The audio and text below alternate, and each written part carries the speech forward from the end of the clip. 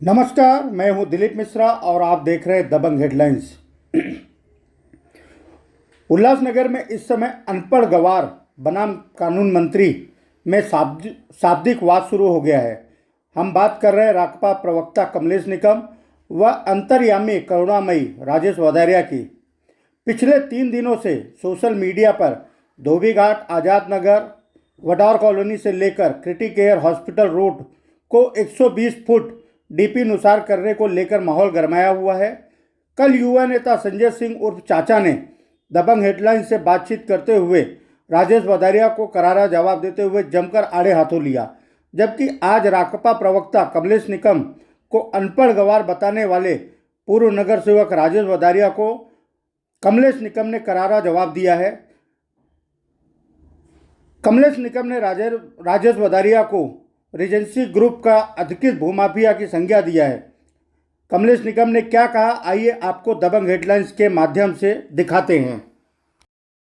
देखिए, राजेश वधारिया जो है वो रीजेंसी जो ग्रुप है उल्लासनगर का, शाहूकारों का जो ग्रुप है, बिल्डर लॉबी है जो झोपड़पट्टियों को हटाना चाहती है, वहां के छोटे छोटे मकानों को हटाकर बड़े बड़े मकानों को बेचना चाहती है शहर में।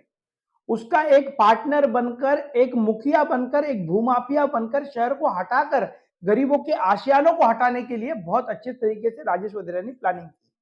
पहले उन्होंने पंजाबी कॉलोनी का जो रास्ता है उनको मार्किंग दो, मतलब उनकी जो दुकानें हैं और घरें हैं, बिल्डिंग है, उनको गिराकर रास्ते को चौड़ा किया जाए।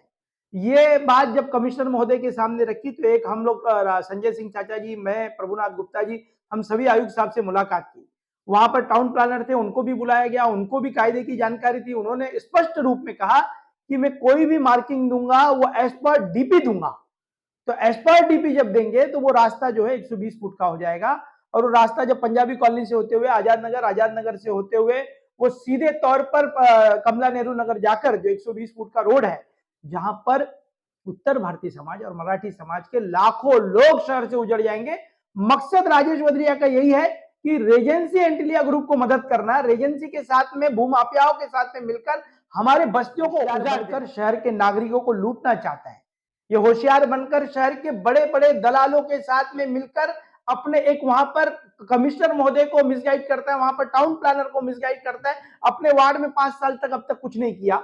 मैंने पहले भी बताया था कि उनके वार्ड के हालात आप देखोगे 5 सालों तक, तो 5 सालों की उनकी हालात बहुत खराब रही है।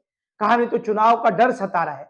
मुझे अनपढ़ कहने से अच्छा, यदि मैं गरीबों के आशियाना बचाना चाहता हूं, मकाने बचाना चाहता हूं, हम रास्ते पर उतरना चाहते, तो इतना होशियार आदमी जो इतना होशियार है, जो अपने आप को जानकार समझता है, जो कुर्सियों पर बैठ बैठ के बड़ी बड़ी बातें करता है, स्टैंडिंग चेयरमैन रह चुका है, वहां पर सदस्य रह चुका है, 2 टाइम नगर सेवक रह चुका है, तो ऐसी कौन सी परिस्थिति आई है, ऐसी कौन सी हालात आई है जो वो क्रिटिक केयर से लेकर पंजाबी कॉलोनी के रोड को मार्किंग देने की बात कर रहा है?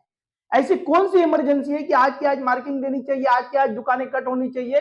राजेश वधारिया उत्तर भारतीय समाज और मराठी समाज के लोगों को उजाड़ना चाहता है, उनके घर और मकानों को, आशियानों को उजाड़ना चाहता है। रीजेंसी एंटिलिया ग्रुप के साथ में मिलकर, 2 उल्लासनगर के ग्रुपों के साथ में मिलकर राजेश वधारिया उनकी बड़ी दलाली करना चाह रहा है। देखिए, संजय सिंह चाचा जी की स्वर्गीय मां हमारी स्वर्ग में है, उन्होंने क्या काम किया है पूरे शास्त्री नगर में। सीमेंट कांक्रीट की सड़कें, पानी की व्यवस्था, शौचालय, मेरे उत्तर भारतीय समाज की सुरक्षा, शास्त्री नगर के लोगों को अमन और चैन, ये 5 साल के कार्यकाल में रहा।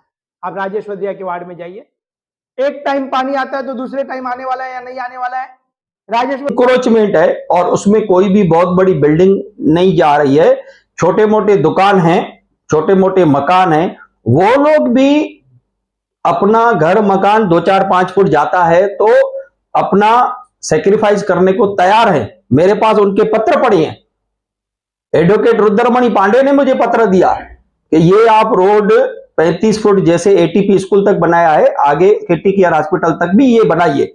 ये रोड आगे वडार कॉलोनी चौक से भगवान बालेराव जी एसबी सिंह के वार्ड से होते हुए, भगवान बालेराव के ऑफिस से होते हुए वहां खेमानी स्कूल तक जाता है।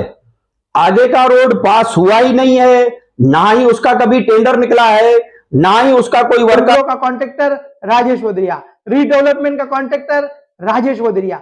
ये पूरा जो उल्लासनगर में जाल बिछाकर कंपनियों के मदद से, रेजेंसी के मदद से, उन कुछ व्यापारियों के मदद से, कुछ उद्योगपतियों के मदद से ये राजेश भदौरिया ये उल्लासनगर में जाल बिछा कर रखा है।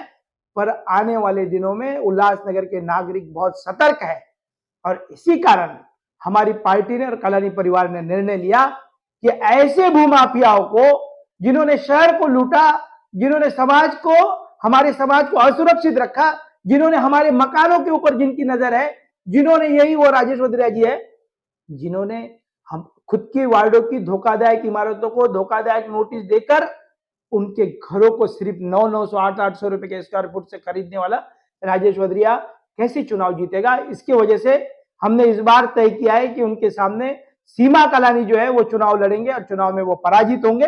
पराजित का डर सता रहा है, इसलिए राज्य की सरकार के पास में जाकर उनकी गोदी में बैठे हुए कोई भी सरकार के पास जाओगे पर हारना तय है।